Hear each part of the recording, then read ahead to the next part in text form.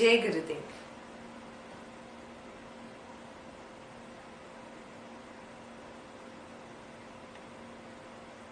So, is everybody up to speed?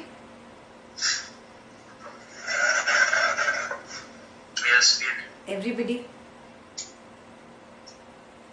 Who's lagging behind? Tell me. Prashanjit. Rupa? Up to speed? Good. Okay. And I hope people who are watching us on YouTube, you are all up to speed. We'll start with page 105 now. I had told you to read till the middle of the page, remember? Today we have to complete a long story, but we can go quickly through the story. So, who is going to start reading from Rama asked? Rama's question. I can go. Okay. O holy sage, kindly tell me, how does this enormous universe exist in the mind? Vasistha replied, O Rama, it is like the universes created by the Brahmana boys. Again, it is like the hallucinations suffered by the king Lavana. There is another illustration. It is the story of the sage Suka, which I shall presently narrate to you. A long time ago, the sage Bhrigu was performing intense penance on the peak of a mountain. His son Suka was a young man at that time. While the father sat motionless in meditation, the young son attended to the father's needs. One day this young man beheld in the sky a beautiful flying nymph. His mind was disturbed with desire for her. So was her mind disturbed when she saw the radiant young Suka. Intensely overcome by desire for the nymph, Suka closed his eyes and mentally pursued her. He reached heaven. There he saw the radiant celestial beings, gods and their consorts, the celestial elephants and horses. He saw the creator Brahman himself, as also the other deities who govern this universe. He saw the Siddha, protected beings. He listened to celestial music. He visited the celestial gardens in heaven. Finally, he saw the king of heaven, Indra himself, seated in all his majesty, waited upon by incomparably beautiful nymphs. He saluted Indra. Indra got up from his throne and greeted the young sage Suka and begged him to stay in heaven for a long time. Suka also consented to do so. Suka had completely forgotten his previous identity. After spending some time in the court of Indra, Suka roamed the heaven and soon discovered the whereabouts of the nymph he had seen. When they looked at each other, they were overcome by desire for each other, for wish fulfillment is the characteristic of heaven. Suka wished for all the darkness of night to envelop the pleasure garden where he met the nymph. So it was dark. Suka then entered the beautiful rest house in the garden. The nymph followed. She pleaded, Great one, I am tormented by the desire for you. Only the dull-witted deride love, not the wise ones. Even the lordship of the three worlds is nothing compared to the delight of the company of the loved one. Hence pray, give me shelter in your heart. So saying, she collapsed on his chest. Suka spent a very long time with that nymph roaming at will in heaven. He lived with that nymph for a period equal to 8 world cycles. After this length of time, as if his merit had been exhausted, Suka fell from heaven along with that nymph. When their subtle bodies fell on earth, they became dewdrops which entered food grains which were eaten by holy Brahmana, for whom his wife received their essence. Suka became their son. He grew up there. The nymph had become a female deer, and Suka begot through her a human child. He became greatly attached to his son. Worries and anxiety caused by this child soon ate Suka, and he died longing for pleasures. On account of this, Suka became the ruler of a kingdom in the next birth, and he died to that embodiment longing for a life of austerity and holiness. In the next birth, he became a holy man. Thus, after passing from one embodiment to another and enduring all manner of destiny, Suka practiced intense austerity, standing firm on the bank of the river. Thus, contemplating while seated in front of his father, Suka spent a long time. His body had become extremely emaciated.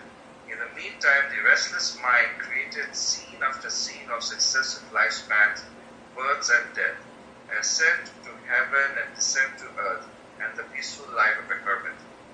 He was so immersed in these that he regarded them as the truths. The body had been reduced to skin and bone, for it had been assailed by the inclemencies of every type of weather. It appeared terribly frightened even to look at, yet it was not consumed by carnivorous beasts, as it stood right in front of the sage Bhrigu, who was engaged in deep meditation, and as Suka himself had endowed it with psychic strength to the practice of yoga discipline. After 100 celestial years of contemplation, the sage Bhrigu got up from his seat. He did not see his son, Suka, in front of him, but saw the dried up body. The body appeared hideous and abode to worms which, dwelling in the eye sockets, had multiplied very fast indeed. Deeply concerned with what he saw, and without really reflecting over the natural course of events, Bhrigu was filled with rage and resolved to curse time for causing the untimely death of his son. Time, or death, instantly approached the sage in physical form. Time had a sword in one hand and a noose in the other. He had impenetrable armor. He had 6 arms and 6 faces. He was surrounded by a host of his servants and messengers. He was radiant with the flames of destruction that emanated from his body and from the weapons he held in his hands. Calmly and in unfaltering voice, Time thus addressed Bhrigu. O sage, how is it that such a wise sage as you are contemplates such unworthy conduct? Wise men are not upset when they are offended. Yet you have lost your balance of mind, even though no one has offended you. You are indeed an admirable person, and I am one of those who strictly adhere to the appropriate mode of behavior. Hence I salute you, not with any other motive. Do not waste your merit in useless exhibition of your power to curse. Know that I am unaffected even by the fires of cosmic dissolution. How childish of you to hope to destroy me with your curse. I am Time, and I have destroyed countless beings, even the gods who preside over this universe. Holy One, I am the consumer and you are our food. This indeed is ordained by nature. This relationship is not based on mutual likes or dislikes. Fire by its very nature flames upwards and water naturally flows down. Food seeks the consumer and created objects seek their end. This is how it has been ordained by the Lord. It is the self of all. The self dwells in itself. To the purified vision, there is neither a doer nor an enjoyer. But to the unpurified vision which sees division, such a division seems to exist. You are indeed a knower of truth, and you know there is neither doership nor non-doership here. Creatures come and go like flowers on trees. Their causation is naught else than conjure. All these are attained to time. All these are attributed to time. This can be considered real or unreal. For when the surface of the lake is agitated, reflection of the moon seems to be agitated. This can be considered both true and false. Okay, let me stop you here. Yeah? Did you get the story? We just rushed through the entire story, but did you get it? What is the crux? Who are the two main characters of the story? or three main characters? You have Sukra, the sun, then the sage Bhrigu, and the nymph. Okay. So basically, who's the father? Bhrigu is the father. Sukra is the son. Yeah. Yeah. So Bhrigu started meditating, and his meditation is like 100 celestial years. Yeah. Yeah. And Sukra was attending to his father during his meditation, and then Sukra saw a nymph probably flying in the sky, and he got enamored by her, and he started dreaming in his own mind. He started running after the raga, that new raga that was just created. Yes. So he took many lifetimes. Yes. He spent time in heaven with the nymph. They both were reborn on the earth. Again, he was born to a Brahmana. Yeah. And then he was again born as a king, and again as many lifetimes he went through. Yeah. Only because of that one little raga. See this, that is the essential point here. One little raga of yours can take you through lifetimes. Lifetime after lifetime after lifetime can be spent behind one little raga. Yeah. So now what happens after 100 celestial years is that Sukra's body is completely as if it's dead. There are all worms on it, and when Bhrigu sees this, he gets very angry. And because of course Bhrigu is a saint, and at that level that he can ordain time to come. Yeah. So time comes and speaks to him that why are you angry with me? Yeah, I'm not doing anything that is wrong or incorrect. Yeah. It is just my nature, and I have been ordained by the self, by the consciousness, to take away somebody's life. Yeah. Or to bring death. You got it? That's the summary of the story that we just read. Now the most important point on this page is here. The last but one paragraph on page 107, the last line. To the purified vision, there is neither a doer nor an enjoyer or experiencer. Where have you heard this before?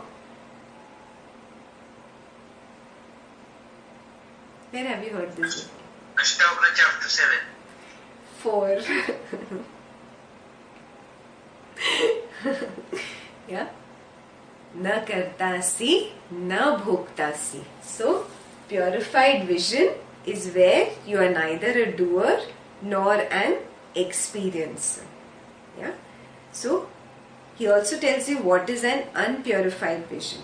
But to the unpurified vision which sees division. Yeah. Which division is he talking about? Dvaita, I and you. Yes.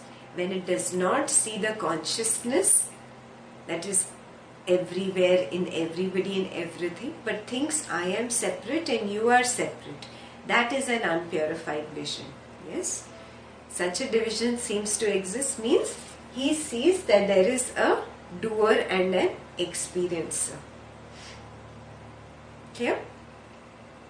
You are indeed a knower of truth, and you know there is neither doership nor non-doership here. Yes. So, what is the knower of truth equation? A knower of truth equals to no doership, no non-doership. Yeah. This is very beautiful. Now Yoga Vasistha is taking you one step deeper. Till now, you thought it is all about non-doership. Yeah, but he's saying there is no non-doership also. Yeah, he's taking you very slowly, he's taking you into the next step. Yeah, so I'll let the flower open on its own. Yeah. Creatures come and go like flowers on trees. Their causation is not else than conjecture. Yeah?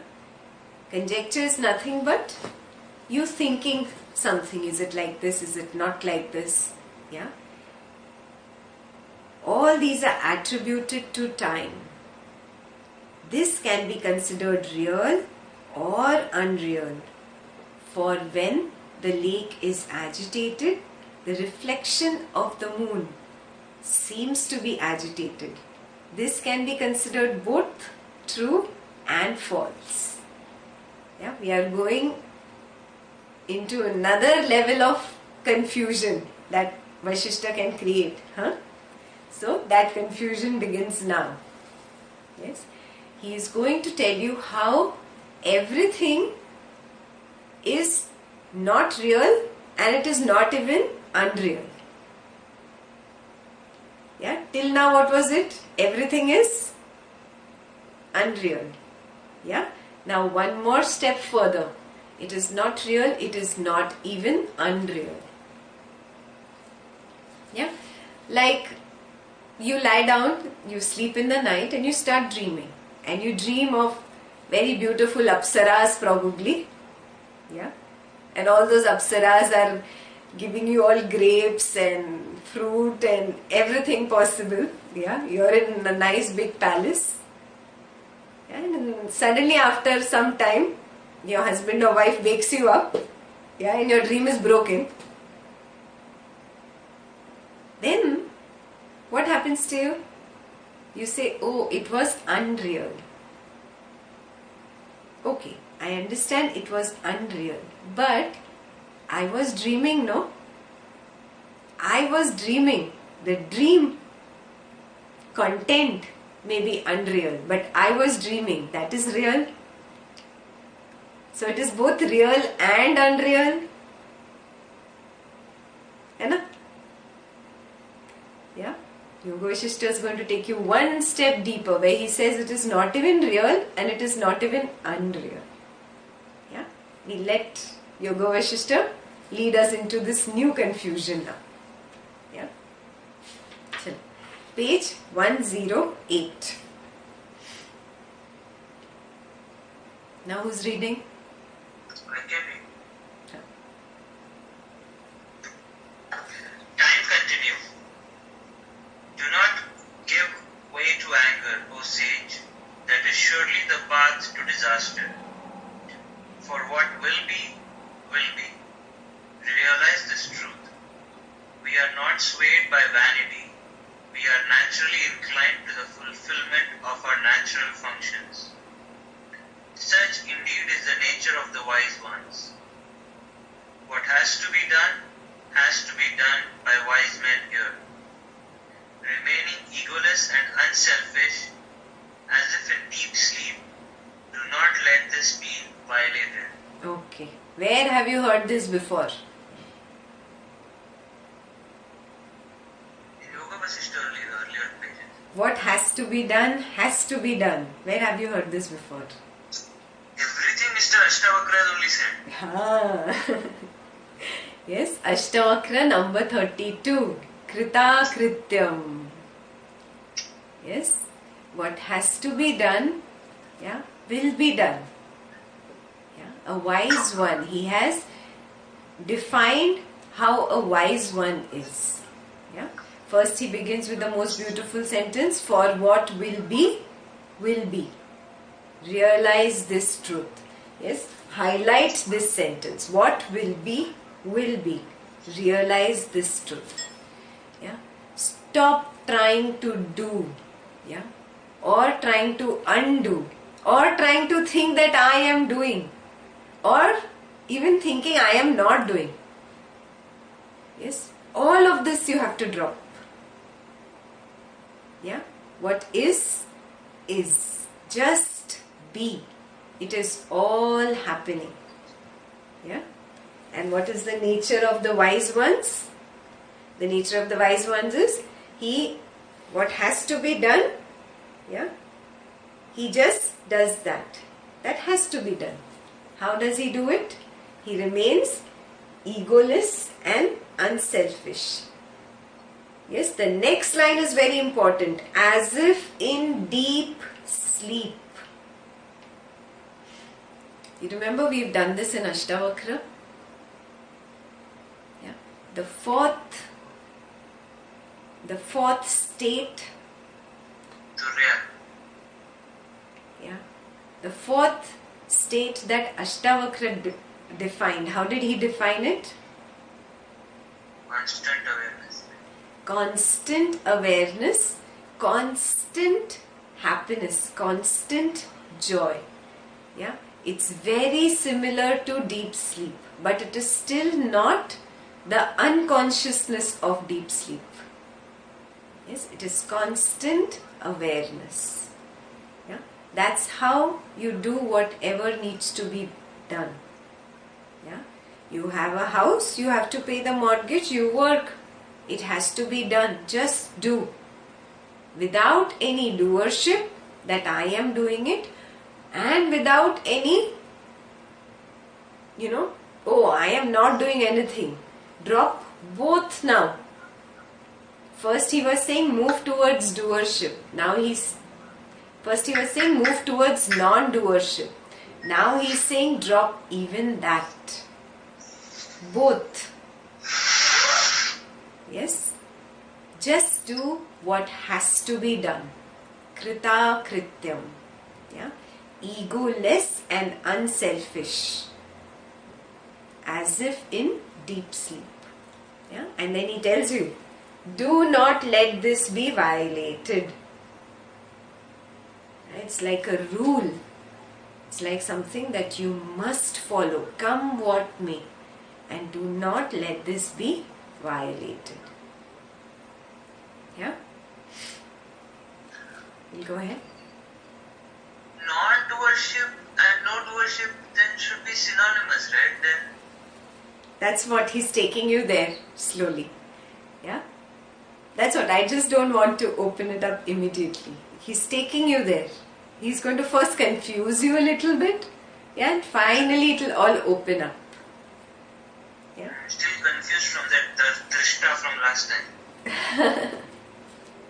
Okay. Continue. Where is your wisdom, your greatness, and your moral courage? O sage, though you know the path to blessedness, why do you act like a fool? Surely you know that the ripe fruit falls to the ground. Ignoring this, why do you think of cursing me? Surely you know that everyone has two bodies, the one physical and the other mental. The physical body is insentient and seeks its own destruction.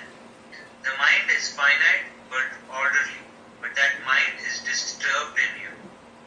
The mind makes the body dance to its tunes, bringing about successive changes in it, like the child playing with mud. Mental actions alone are actions. Its thoughts cause bondage, and its own pure state is liberation. It is the mind that creates the body with all its limbs. Mind itself is both the sentient and the insentient beings. All this endless diversity is nothing but mind. Mind itself in its function as determination is known as the intellect, and in its function as identification is known as the ego sense. The physical body is only physical matter, yet the mind deems it as its own. Yet if the mind turns towards the truth, it abandons its identification with the body and attains the supreme. Yeah, let me stop you there. This is very important. This paragraph, this entire paragraph needs to be highlighted. Yeah, the most beautiful part he starts with that everyone has two bodies, physical and mental. Yeah, this we have done n number of times before. Yeah, the physical body is insentient and seeks its own destruction. Yeah, basically Prakriti will come to an end. That is the meaning of this sentence. Earth, water, fire, ether, air, they come together and form this body. At the end, the earth will go back to the earth, fire will go back to fire, yeah? Water will go back to water. Yes, that is a cycle and it will follow the cycle. So Prakriti has a particular cycle and it will go back to that. That is the meaning of this. The mind is finite but orderly, but that mind is disturbed in you. Yeah? What does he mean the mind is finite?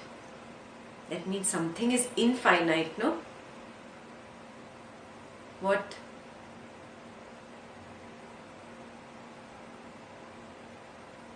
What? The consciousness. The self. You. Yes, you are infinite, but the mind is finite. And it is orderly actually. But this orderly mind right now does not seem orderly for you because you are disturbed. Yes? And then he explains how it became disturbed, how this mind creates disturbances. How? The mind makes the body dance to its tunes, bringing about successive changes in it, like the child playing with mud. Mental actions alone are actions. Highlight this point. Yes? When you say I am doing, whenever you are in the doership state, you think that you are doing with this body. But actions do not belong to the body. Yes? They are of the mind only. That is why you create karma even when you just think about something. You may not have really done it. Yeah? Suppose I don't like somebody, I don't like Mitesh and I say I'm going to strangle Mitesh. Why do you not like me? And I don't really do that to Mitesh, but I thought about it. Yes? So I have created a karma with Mitesh. You get it? Yes? Mental actions are actions alone. Mitesh, that was just an example. And you were my scapegoat today. Yeah? Mental actions are actions alone. That is why anything that I do with this body is not really an action. Yeah? If I think about something, I have already done it. Yeah? So you remember when we did the Patanjali Yoga Sutras? In Patanjali there was one of the niyamas, rules, in which he says asteya. What is asteya? Who remembers? Who remembers asteya? Can you translate it, then I'll remember. Non-stealing. Non-stealing. Because non-stealing means what? That even if I look at somebody else's wife or house and I say, oh, wish I had it, I have already stolen it. You remember this? Yeah, asteya. Yeah, that is the crux of it. Mental actions are actions alone. Yes? Non-covetousness. This is a vow that you can take. Yeah? That come what may, even in my mind I will not think that I want this thing that belongs to somebody else. Yeah? Even if I think, I have committed it. I may not really go and steal his house or his $1 million car or whatever. Yeah? But if I think about it, I have already done it. You remember this from Patanjali? Yeah?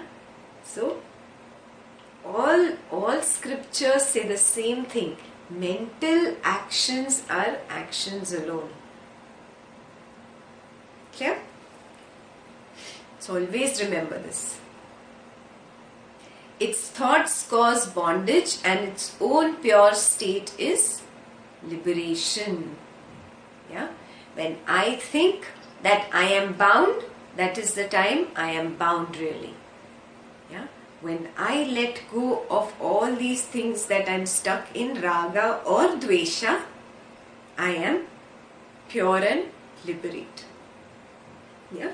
So thoughts lead to bondage, and pure mind is liberation.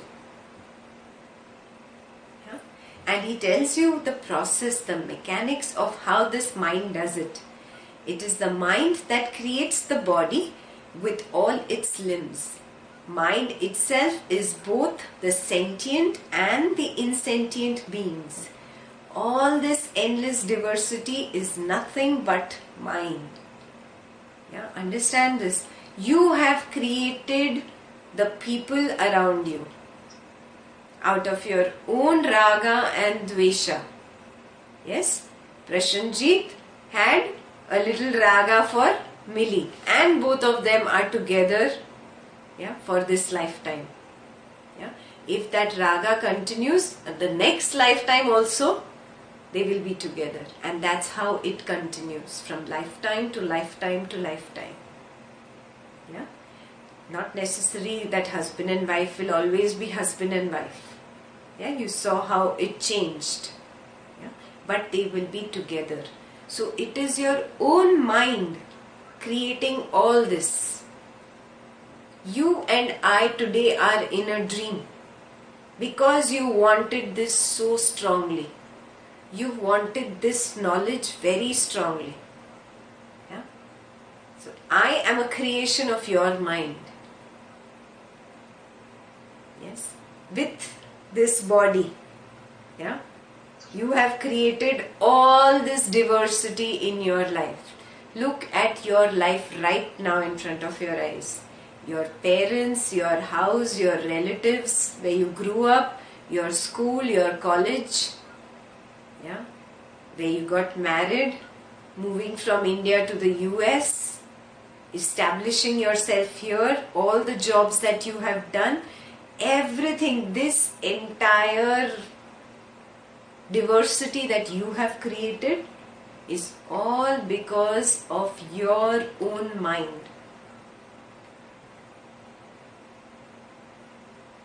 Yeah? Give a little thought to this tonight when you sleep.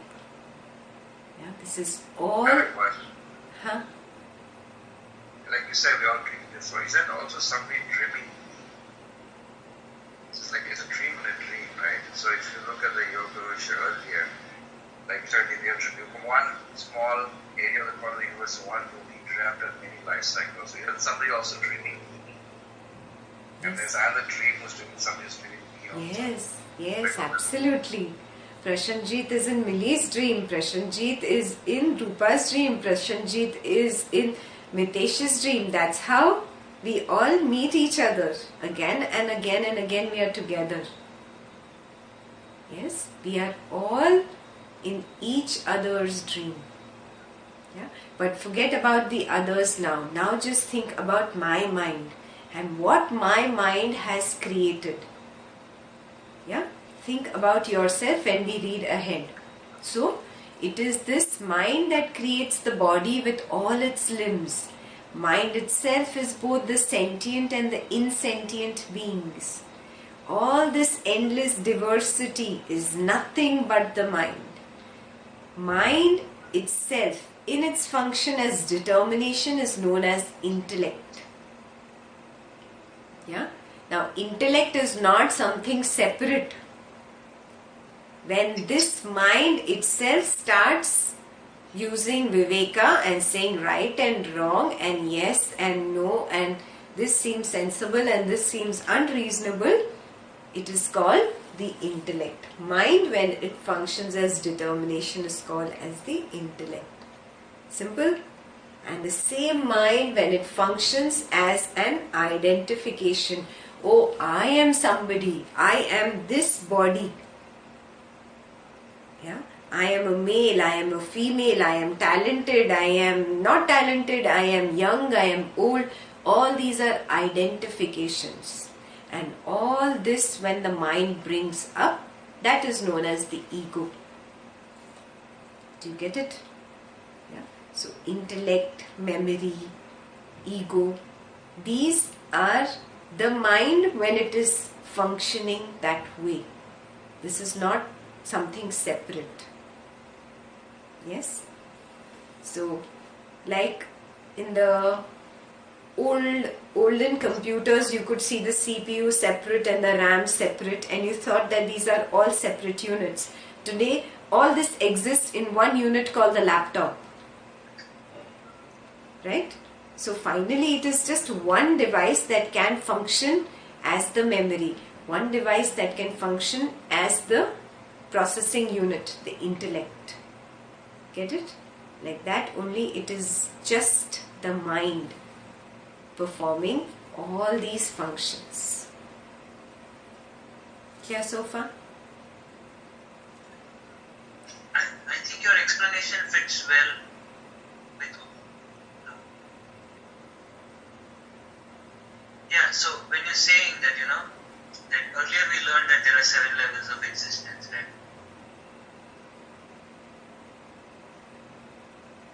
So, and then there is body, and then there is the 7 level of existence.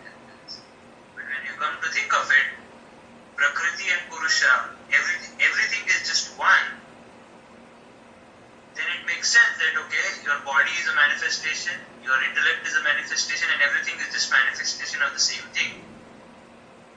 Perfect. And what is this mind? Finally, it is that Purusha only. That Purusha fooled itself. It got lost in a fancy. Yes, that's where it becomes the mind. He'll tell you ahead that it just started fancying something and it became the mind. Yeah, it started fancying some raga or some dvesha and it lost itself. It got lost in the illusion. Yes, so finally it is all just one. Coming to this thorough understanding is a prerequisite. You really need to get this very clear in the head, that it is all just one. Yes. If you go ahead, he says it very beautifully. The physical body is only physical matter. Physical matter is nothing but earth, water, fire, ether, air. Yeah. Yet the mind deems it as its own. Yet, if the mind turns towards the truth, it abandons its identification with the body and attains the supreme. Yeah. So basically it is that same Purusha that got lost when it looks at the Prakriti and identifies with this Prakriti.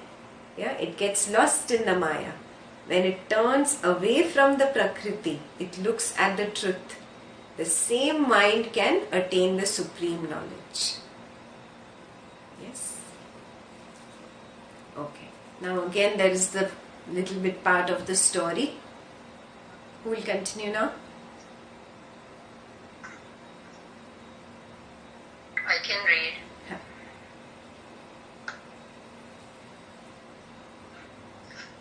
O sage, while you were engaged in contemplation, your son went far, far away in his own fancy. He left here the body which was the son of Bhrigu and rose up to the heaven. There in heaven he enjoyed the celestial names. In course of time, when his merit had been exhausted by such enjoyment, he fell down on earth like a ripe fruit, along with the name. He had to leave his celestial body in heaven. He fell on earth to be born with a physical body. Here on earth, he had to undergo a series of births. He was successively a Brahmana boy, a king, a fisherman, a swan, and again a king, a yogi with psychic powers, a celestial demigod, the son of a sage, a king again, and again a son of a sage. And on account of evil deeds, he became a hunter, a king, and then as worms and plants, a donkey, a bamboo, a deer in China, a snake, a bird, and once again a demigod. And now, once again, he has become the son of Brahmana, known as Vasudeva. He is well read, in the scriptures, and it is present engaged in penance on the bank of the holy river Samanga. Vasistha continued. Encouraged by time, Yama, the sage Bhrigu, thereupon entered into the eye of wisdom in order to behold the life of his son. In an instance, he saw in his own intelligence the entire story of his son's transmigration. Wonderstruck at what he saw, he re-entered his own body. Completely devoid of all attachments to his son, Bhrigu said, Lord, you are indeed the knower of the past, present and future, whereas we are of little understanding.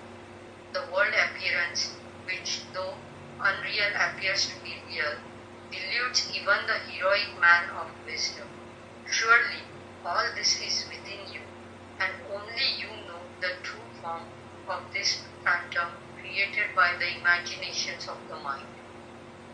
This son of mine is not dead yet. Taking him to be dead, I became agitated. I thought that my son had been taken away from me before his time arrived. Lord, though we understand the course of earthly events, we are moved to joy and sorrow by what we consider as good fortune and misfortune. In this world, anger impels man to do what should not be done, but tranquility enables one to do what should be done. As long as there exists the delusion of world existence, so long the distinction between appropriate and inappropriate action is valid. It is inappropriate that we should be agitated by your natural function, which is to cause the apparent death of beings here. By your grace, I have seen my son again, and I realize that my mind alone is the body. It is the mind alone that conjures up this world vision. Okay. Yes. So, time just helps Sage Bhrigu to go and see all the different lifetimes that Sukra went through. Yeah. And then Bhrigu just comes to a state of realization where he recognizes, oh, you are time, and this is what you have been ordained by the self to, bring to an end this Prakriti, basically. Bring about death of beings. Yeah, and he apologizes. That is, in short, the story. But the most beautiful line here is on page 109, the second paragraph. Here it is. The world appearance, though unreal, appears to be real. Yeah? And deludes even the heroic man of wisdom. Yes? So, recognize this. Bhrigu is somebody who knows this truth. Yeah, you have just started walking this path. Yeah, Bhrigu is somebody who is a sage, who has been meditating, who knows this, who understands this. He is himself a man of wisdom. Yeah, even he can get deluded. Yeah, so just see the stronghold of Maya. How much ever I tell you, oh, it is all a dream, it is all a dream. Till today you still cry and you still whine and shout and scream, no? When something is bad, and you still start jumping and get excited when something good happens, right? Yeah? It's so difficult for us to maintain a sambhav, despite being on this path so long. But Bhrigu, now sage Bhrigu is somebody who helped so many people get enlightened. He is getting deluded. This is amazing. Yeah? So here it is told you very clearly. They have underlined it that this world appearance, though it is unreal, it appears to be real and deludes even the heroic man of wisdom. Yeah? So be very careful with this Maya. As you go deeper and deeper into knowledge, I am telling you, your words become very powerful, your thoughts become very powerful. Yeah. So now you have to start treading very lightly. One more beautiful statement he says, the last line that Rupa read. I realize that mind alone is the body. Yeah. And it is the mind alone that conjures up this world vision. Yes. Underline this, highlight this. All this is created by my mind. Everything. The house, the kids, the money, the friends, the family, the job. Yeah. Even the dukkha, even the fear, even the disease in the body. Yeah. Good fortune or misfortune, all of it, it has been conjured by my own mind. Yes, that is why I used to tell you, na, if you fear something, you are actually inviting it. It will happen. It will materialize. Yeah. The universe does not understand I want or I don't want. I've told you this before n number of times, no? It just recognizes, oh, I have this raga or I have this dvesha. It does not understand the I want and I don't want in it. It brings both to me. Yeah. So your raga for money could materialize in you not really becoming a millionaire but becoming a watchman at a bank locker. Yeah. That was your raga for money. You were not specific. Yeah. So universe can give you anything. So understand this. Yeah. Mind is responsible for everything that is around me today. My mind has created it all. Rita ji has asked a question in reference to mental actions. What if a thought occurs and you drop that or surrender immediately? Does it still need to fructify? No. If you hold on to something, only that becomes raga or dvesha. Huh? If a silly thought comes and I recognize, oh, how silly, I drop it and I don't really think about it. Yeah, then it's not becoming a raga or dvesha. That is why it's very important to understand what is a raga and dvesha. It is not simply a preference of red over blue. No. Raga is, I want this, I cannot be without this, I want this, I want this. Even when you're sleeping, you're dreaming about that. When you're awake, 24 hours you're thinking about that. Yes, you can't be without it. That is the raga. What is the dvesha? I don't want this. Come what may, this should not happen. Oh, fears of ghosts, fear of this, fear of that happening, fear of disease. Everything will materialize in your life if you keep thinking about it. Yeah? Stop nurturing negative thoughts or positive thoughts, I say. Drop. Drop both. Empty your hands. Yeah? Because the more you nurture thoughts, it is like adding manure and adding water. That seed is going to grow, man. It is going to sprout. Yeah? So, the essence is understanding what is a raga and what is my dvesha. So, if you've not done this homework properly before, now is the time to revisit it. Make a list of all your ragas and dveshas.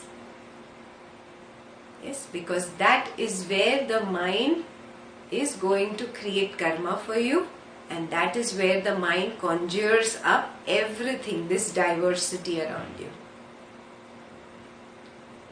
Clear? Aruna is asking a question. If you cannot drop some thought, you drop it but it keeps coming. What do you do? Yeah, you have to constantly drop it. Yeah, it will not happen with one time. 84 lifetimes you kept nurturing the thought. So you have led the mind on. Oh, come on, come on. Whatever you say is right. Now you are trying to tame your mind. Yeah, give it one lifetime of practice at least. Na? 1 month is not enough. 1 year is not enough. Yeah, keep doing it again and again and again. Come what may. I will not stop. Incessant effort. Yeah, incessant means unstoppable.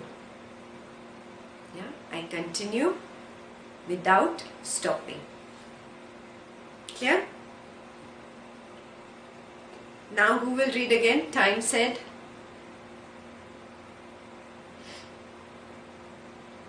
I can read. Okay.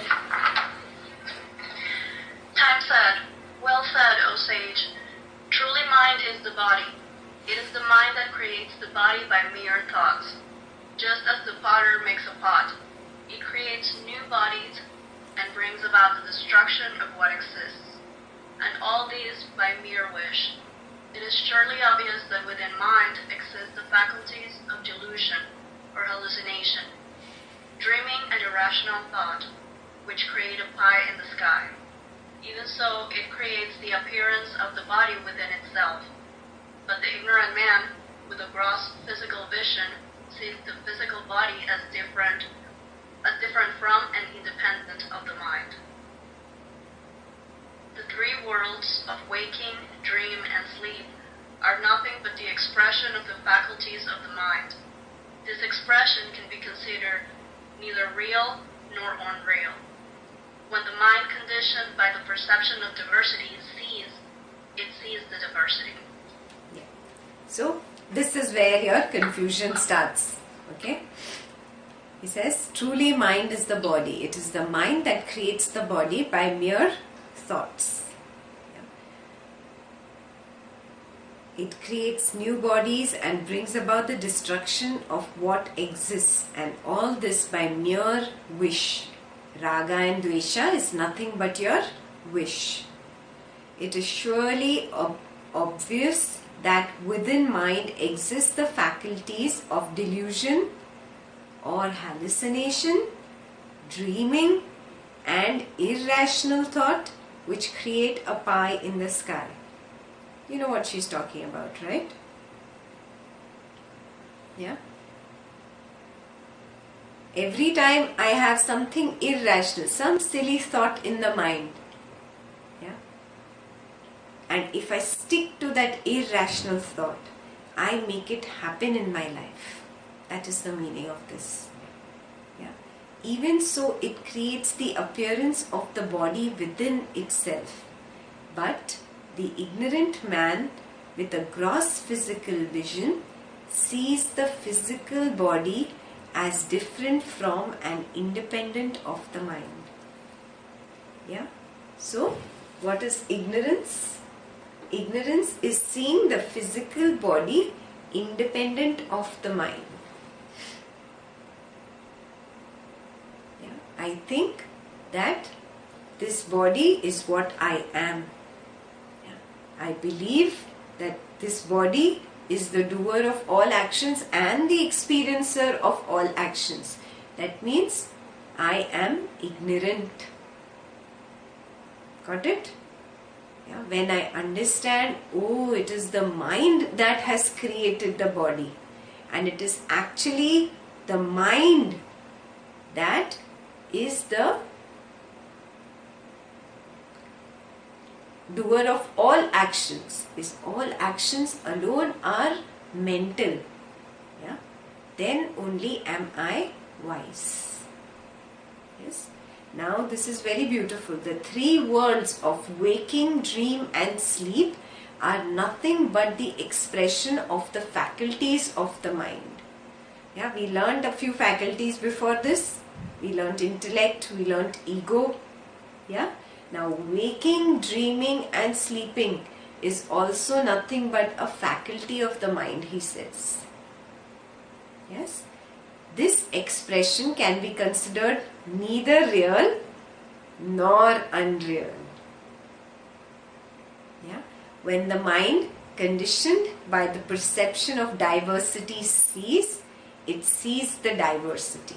Now what does he mean by conditioning? We've done conditioning before. What is conditioning?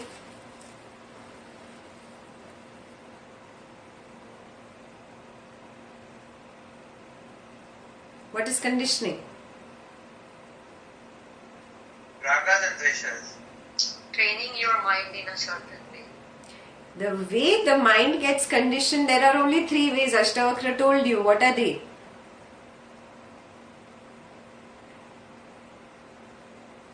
Wake up, wake up, wake up. Too late, man. Food, associations and atmosphere. Remember? Ashtavakra told you this. Yes. If my food is Rajasic, my conditioning becomes Rajasic. Yeah. If my atmosphere is Tamasic, all Tamasic activities going on in the house, all people, behaving in a Tamasic manner, that's my Tamasic conditioning. Yeah. If my associations are Rajasic, I become Rajasic. What is Rajasic association? Give me example.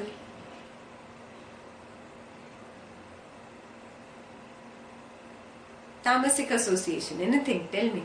What is an association? Arey, why do you have to do this? Let's just sit and chill and relax. That kind of tamasic. Tamasic. This is tamasic. Huh? Giving into this kind of a thought. Yeah, or if somebody else has such thoughts, giving into that is tamasic. Not just that.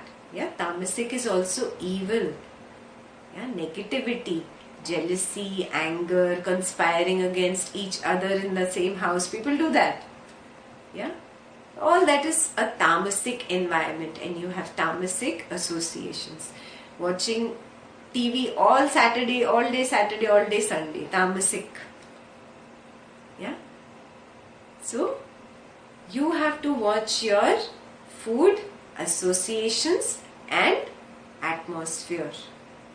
Yeah. These 3 are responsible for mental conditioning. Yeah. So now this mental conditioning that has happened to me, this mental conditioning is of diversity. Yeah. And that is why my mind sees only that. A person who is only amongst people who are always conniving and conspiring and jealous of each other and competitive, then the mind sees only that. Even in a nice person, yeah, a conditioned mind that is conditioned in an atmosphere of jealousy and competition will only think that the other person is competitive and jealous. Maybe the other person is not even like that. But my conditioning has propelled me to think like that. Now do you understand? That is the meaning of this. Mental conditioning of diversity. So the mind sees diversity. Simple. And you got diversity, right? Yeah. Now here it is a little more deeper, where he's talking about Dvait, I and you. Yeah. And only when there is I and you is there jealousy, competition, anger, hatred, all these things come up. Right? Yeah. So, very beautiful this last line is. When the mind conditioned by the perception of diversity sees, it sees diversity. Yes? So you look within, Homework number 2 for you. Do you always look at other people as, oh, this person is wrong and that person is like this and that person is like this? Are you only looking at negativities in other people? Yeah. Forget that person. Forget that person's behavior. We are not even interested in that other person. Look at your own mind. Is it because of my mental conditioning that I pass such judgments on the other person? Yeah. Homework number 2 this is. Got it? Yeah. Okay. Let's go ahead. Who'll read page 110?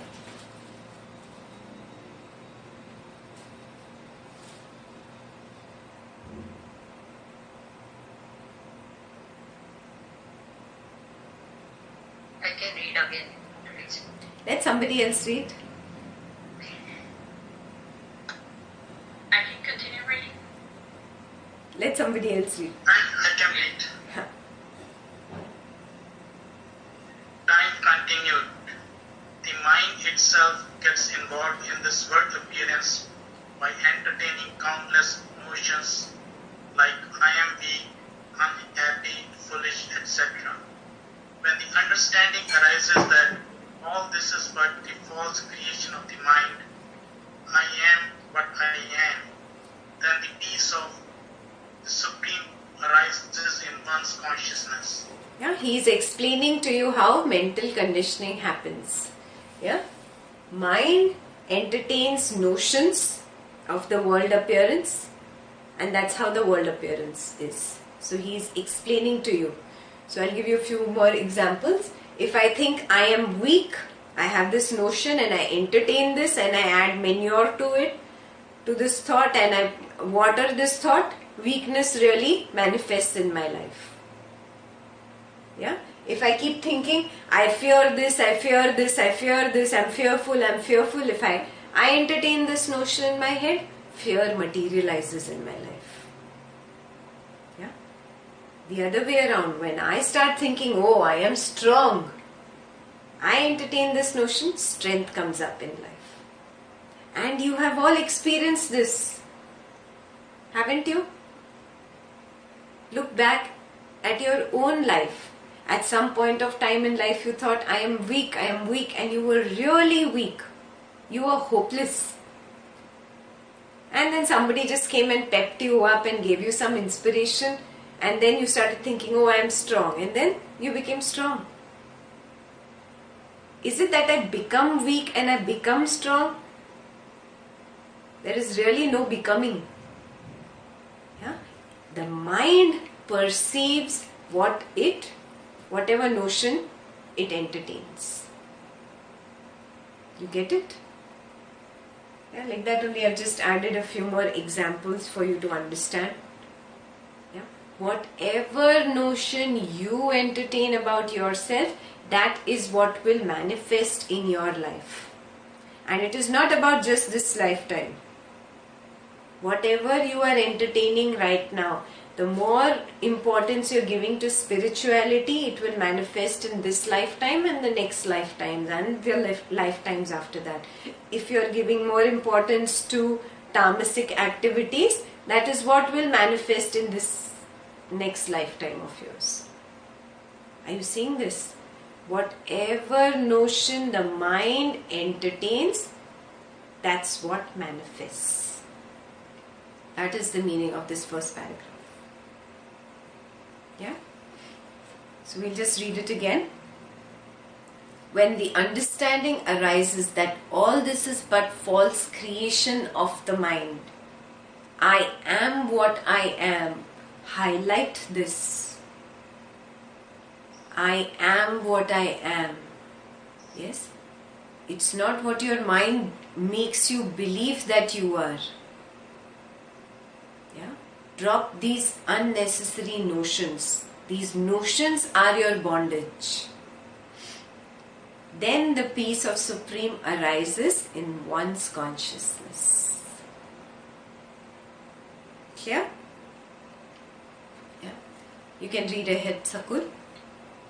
The mind is like the vast ocean with infinite variety of creatures within it, on the surface of which ripples and waves of different sizes rise and fall. The small wave thinks it is small, the big one that it is big. The one that is broken by the wind thinks it has been destroyed. One thinks it is cold, another that it is warm. But all the waves are but the water of the ocean. It is indeed true to say that there are no waves in the ocean. The ocean alone exists. Yet it is also true that there are waves. Even so, the absolute Brahman alone exists. Wait. Let me stop you there. Yeah. So here he is saying the same thing that Ashtavakra told you. Yeah. Taranga phena budbuda. Yeah? People, things and situations are like bubbles on the water. Yeah, and they rise and fall, and they rise and fall. And whatever notion you entertain, that's how you will think you are. Yeah? You think that you are the wave, but actually you are the deep blue ocean. Yes, so in one way it is correct if you say there are no waves. It is just an ocean. And in another way, it is right to say there are waves, because you have entertained those notions. Do you get it? Yes? So, let this blossoming happen now. Drop all these notions. Yeah? I am fair, I am dark, I am tall, I am short, I am heavy, I am light, whatever, I am pretty, I am ugly. Yeah? Whatever notions are there in the mind, I am talented, I am skillful, I am a duffer. Yeah? Whatever. Drop, drop, drop. Let me drop each and every little notion that I have created about me. Homework number 3. Drop every little notion that you have created in your mind about yourself. Yes? Every time your mind passes a judgment on yourself, oh, I am so angry, oh, I am so jealous, oh, I am so greedy. These are judgments the mind is passing about me. Yes? I tell the mind, I am what I am. And just drop it. Let go. Open your palms. Yeah? Your palms are tightly closed. That is what is causing the problem. Open the palms. Yeah? The bondage will leave you. You are binding it. Yeah? So this paragraph, yeah, highlight it. You can read ahead, Sakuri. Even so, the absolute Brahman alone exists. Since it is omnipotent, the natural expression of its infinite faculties appears as the infinite diversity in this universe. Diversity has no real existence except in one's own imagination.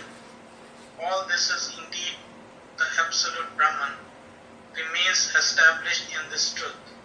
Give up all other notions. Even as the waves, etc., are non-different from the ocean, all these things are non-different from Brahman. Even as in the seed is hidden the entire tree in potential, in Brahman there exists the entire universe forever. Even as multicolored rainbow is produced by sunlight, all this diversity is seen in the one. Even as the inert web emanates from the living spider, this inert word appearance has sprung from the infinite consciousness. Even as the silkworm weaves its cocoon and thus binds itself, the infinite beings fancies this universe and gets caught in it. Even as an elephant effortlessly breaks loose from the post to which it is tied, the self liberates itself from its bondage. For the self is what it considers itself to be. In fact, there is neither bondage nor liberation for the Lord. I do not know how these notions of bondage and liberation have come into being. There is neither bondage nor liberation. Only that infinite being is seen. Yet the eternal is veiled by the transient, and this is indeed a great wonder or a great illusion. Okay. Yeah, this is so beautiful. Even Ashtavakra said the same thing to you. You know? And Yoga Vasistha is also repeating the same thing. Yeah? Now understand this. Even so, the absolute Brahman alone exists. Yeah? Like, there are no waves in the ocean. The ocean alone exists. Yeah? Like that only, just the absolute Brahman. Yeah? The absolute Brahman alone exists. And this Brahman is omnipotent. What's the meaning of omnipotent?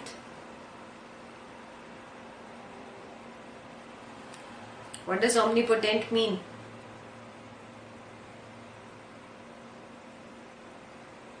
It's everywhere. Perfect. Is everywhere, in everything, in everybody, in every little part of this Prakriti. Yes? Omnipotent means everywhere, and because it is everywhere, that is why you see the infinite diversity, no? Yeah, he gave you a very beautiful example. Rainbow has 7 colors. Yeah, but those 7 colors finally is just that one white light, no? Right? Yeah, it's just the diversity of that one light, the refraction of that one light that breaks into the 7 colors. It's exactly the same thing. The Brahman is the absolute. It alone exists. Yeah, and the refraction of that Brahman is this infinite diversity. That is the meaning of it being omnipotent. Yeah, but understand that all this diversity is only your imagination. It has been created by your mind. Yeah, all this is just the Brahman. Remain established in this truth. There is no truth greater than this. Everything is the Brahman. Yeah, so very beautifully he says here, since it is omnipotent, the natural expression of its infinite faculties appears as the infinite diversity. Means because it is present everywhere, that is why you see so much diversity in this universe. Diversity has no real existence. It is just your own imagination. All this is indeed the absolute Brahman. Remain established in this truth. Now he himself has given you that homework number 3 that I gave you. Give up all other notions. Yeah, so if you are thinking, oh, I'm big or small and I'm broken or whatever. Yeah, all these beautiful examples he tells you, drop all these notions. Yeah, and he tells you that the waves are non-different from the ocean. All these things are non-different from the Brahman. Just like a seed is hidden in the, like in a seed is hidden the tree, there is a potential of the tree in the seed. Yeah, but when you look at the seed, you don't know, oh, this can be a tree. Just like that, the Brahman has given rise to this universe. Yeah, this universe is nothing but the tree which is sprouted out of the seed of Brahman. Recognize this, wake up to this. Yes, it is all one consciousness. Yeah, this universe is like the rainbow, but actually it is just one white light. That is the Brahman. And the last but beautiful example, yeah, this universe is nothing but a web, a very beautifully designed web. Yeah, it's actually all around you, ready to, engulf you. Yeah? That is why it is called Maya, no? Yeah? And the spider that has come up with this beautiful invention, the web, is the Brahman. Yeah? The last part, how this has happened. Yeah? The silkworm weaves its cocoon and binds itself. So now do you know what a silkworm does? It builds this cocoon around its own self.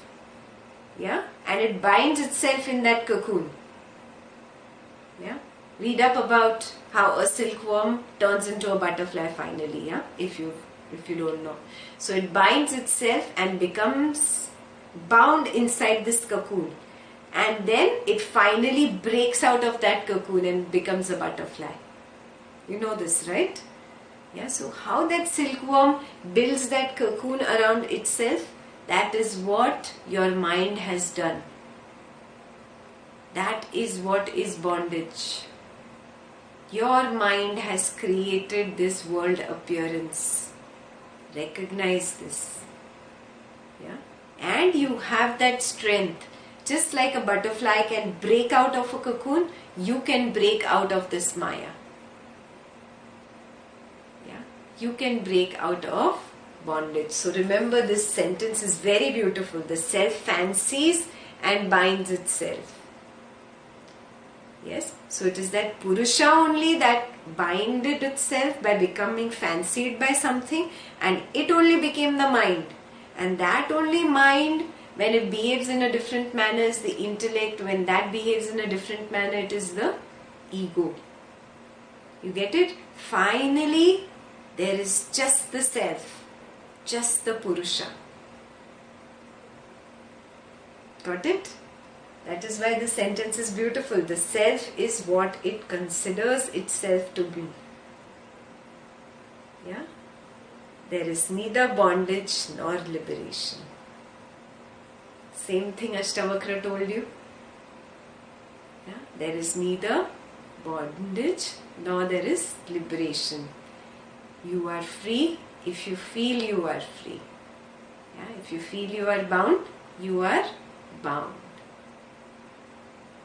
Yamati sagatir bhavet.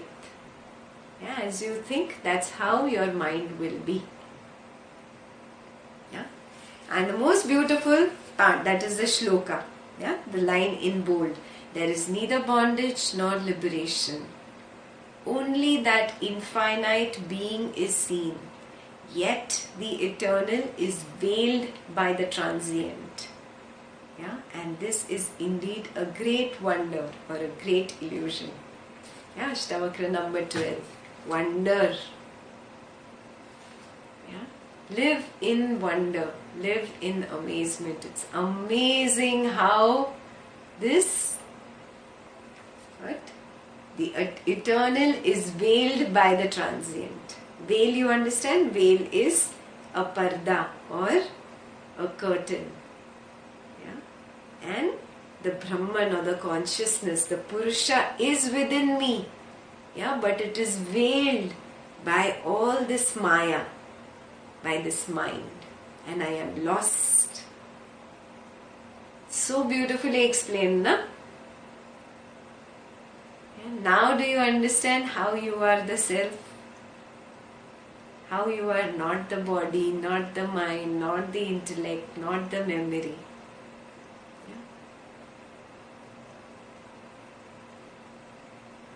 Good? Yes, so last homework for today, just be in wonder.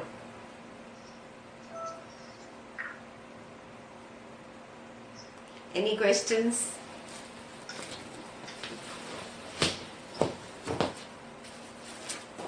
No? Homework is page 111 and page 112 till the middle of the page, till where Rama asked. We will continue from Rama asked, from Rama's question. You just read till countless wombs. That's where the story ends. Yeah? You complete the story. Okay? Okay. Any questions before I go?